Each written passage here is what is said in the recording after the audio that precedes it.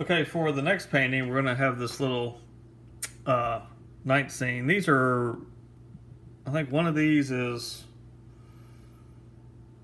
well, maybe two of them are a Winslow Homer, and then the other one I think is an Andrew Wyeth. But both real famous artists. You can look up both of them. They're watercolors. They were just really very very talented. And so the next one's going to be sort of a night scene.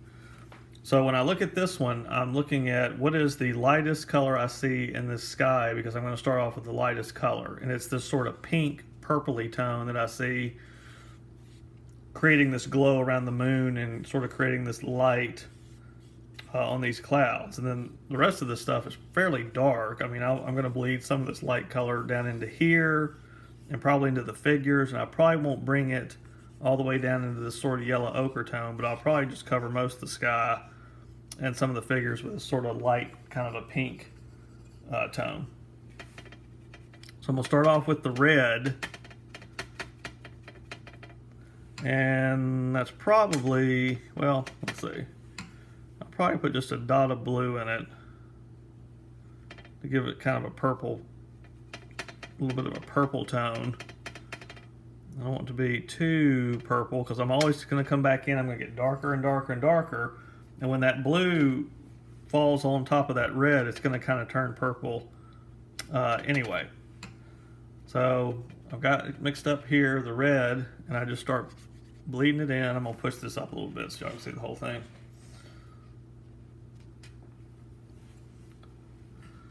I just start putting this in fairly light.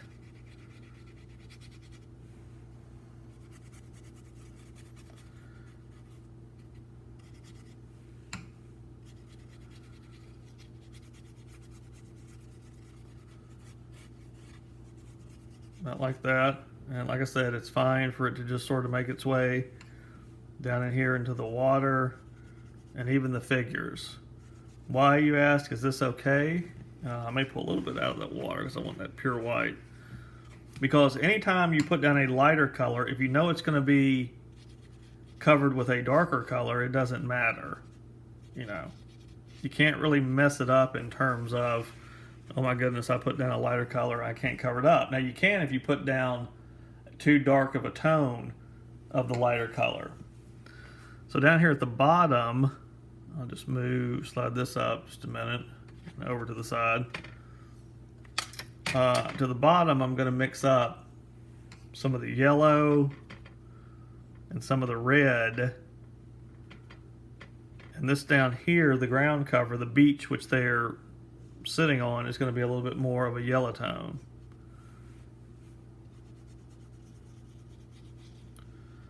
About that color.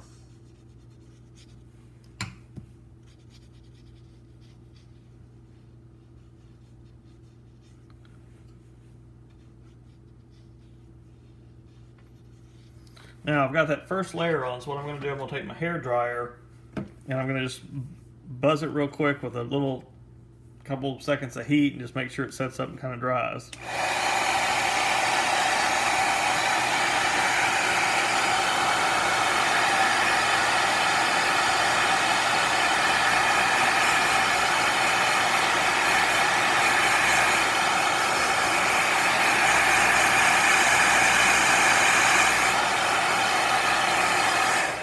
Now, you're probably going to have thin paper like I do, and it's going to bubble up. It's going to rise up, because that's what happens to the watercolor paper when it gets wet. And what you can do is you can tape down the edges, and that will keep it from sort of riding up on you while you're painting, because if it starts to swell and starts to get ridges in it, then your paint is going to run whichever direction it is flowing. So if you have a ridge here, that means the paint's going to run down through this way. And so you want to kind of, you know, hammer it down just a little bit. And I'll just put a few little pieces myself on here. And then that will keep it from, you know, riding up on me while I'm working on it. And when it's all said and done and you get done with the painting, there's ways to flatten it, which are just to sort of, you know, spray the back of it, the back of the paper, and lay a paper towel on top of it and put a book on it overnight, and then it'll flatten up. So when paper ridges up like this, you shouldn't get overly concerned about it because it's not, nothing is permanent in watercolor with the exception of the pigment on the paper. All right, so now on this run, I'm going to mix up a little bit more of blue paint in here. And I'm going to give it another run across here. That's not quite what I'm looking for. That blue has got a little bit of yellow in it, not too much yellow. Let's see. If I can get this kind of right like I want. Okay. So it's going to be kind of that color. I know that's kind of tough to see. But just think of a real dark blue, and if you want to put just a dotted yellow in it, you can do that also. It doesn't have to match exactly to the printout, so don't worry too much about that. This is just an exercise in painting, is all that it is, and just layering of paint. I mean, I'm outside the edges, so I don't really care about that. And then I may pull in a little bit more of this purple tone right in here in terms of putting this glow around this moon. Now the reason it's not looking right now like it's sort of glowing is because the dark blue is not yet dark enough. So once it starts to get dark enough, and once I start to, really go heavy on the blue mixture, then you'll see it kind of look like it's supposed to look in terms of having a little bit of a glow to it if I get that far with it. But I'm just sort of putting the paint in right now. Normally I would say dry between layers, but if you're working on something like a sky like this, that's fine just to sort of drop it in, wet into wet. And again, like I said, I'm not overworking it. I'm not trying to be real fussy with it. I'm just putting it in where it needs to be put in. And just sort of moving it around, but I'm not just overworking it. And if you want to, you can actually run again. Like I said, you can run some of this sky blue down into the water, and kind of, if it gets a little bit into the people, that's fine too, because the water is going to be even darker than the sky. But I want to keep my area right here, which is really light. I don't want to just get too much paint in that section. So then I will let that set up for a minute. And I'll go right back down here to the bottom. And I will work this beach tone. I may try to just sort of flop this in all at one time, see if I can get it in and really make it kind of dark and shiny.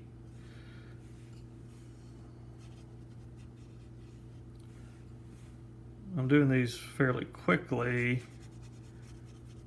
so y'all just have an idea of how to mix the color. Here's the color that I mixed. Looks kind of like this, kind of a brownish yellow tone. I'm just going to pull that in right here, and then I'll just let that sort of set up for a minute.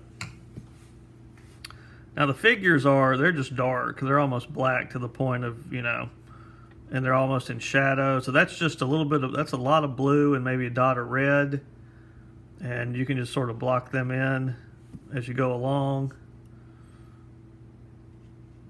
They're kind of easy because they're just not much tonal value in them. They're just in silhouette. And I'll worry about the shadows on the ground when I get a little bit more finished with the beach final tone. And then just drop them in there. And then once I've gotten to that stage, I'm going to hit it again with the dryer.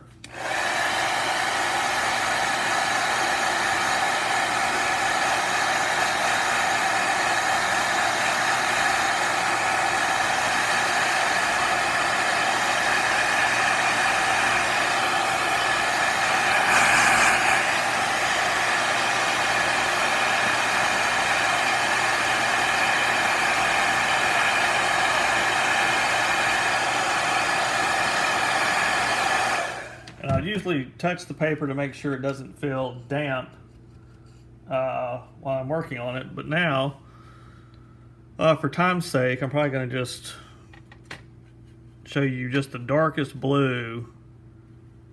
You can put a little red in it. If you want to be more of a greenish kind of a blue, a dark blue kind of a nocturne sky, you can put a little more yellow in it. But if you put too much yellow, it's going to go gray. So we still want it to be blue with maybe a little bit of that glow in there. So let's see what I got.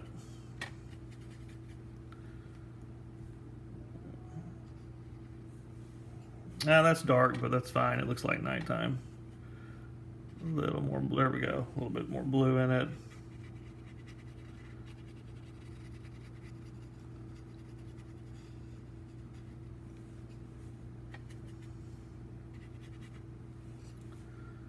I can drop a little more red in it, maybe in some areas. But be careful when you drop something in, you better move it or it'll sort of stain the paper.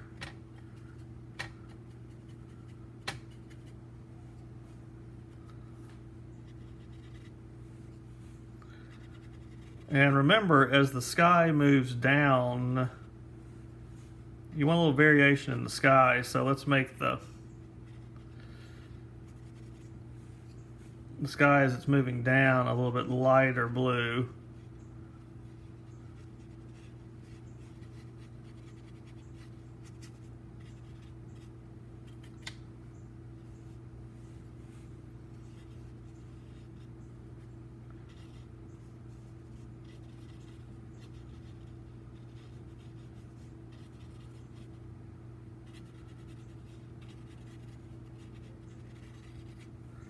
And I kind of want to, since this is sort of glowing around the moon, I don't want to have a hard edge.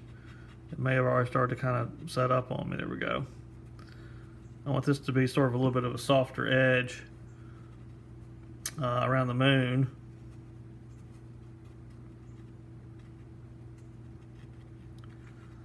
And then just continue to sort of put your blue in, and you can darken it up as much as you want at the top.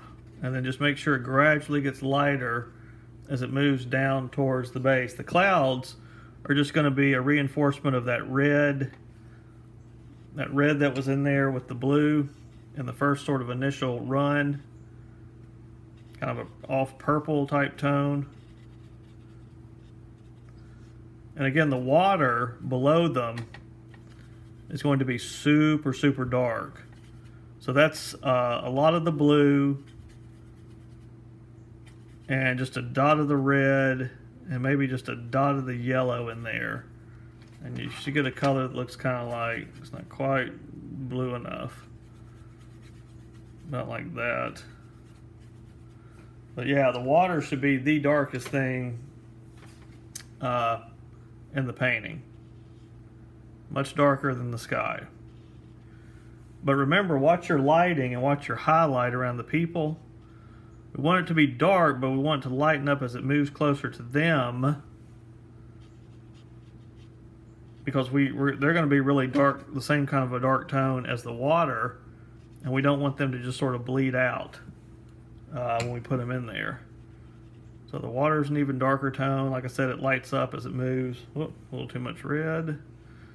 As it moves towards the people, and the people are going to be the same, that same dark tone as the water, with the shadows coming off of them here and here. And then again, you can continue to take that yellow and that red that you mix for the beach, and you can mix a little bit of it back into that sky color, about like that. And then just continue to do these runs on the beach until you get it to the point where you think it's dark enough, and you want to leave a little bit of light in there on that edge. You see that edge of light? Leave that edge of light in there, and then just get it to the point where it's dark enough and you kind of are happy with it. But yeah, just continue to work it until you get the tones that you want.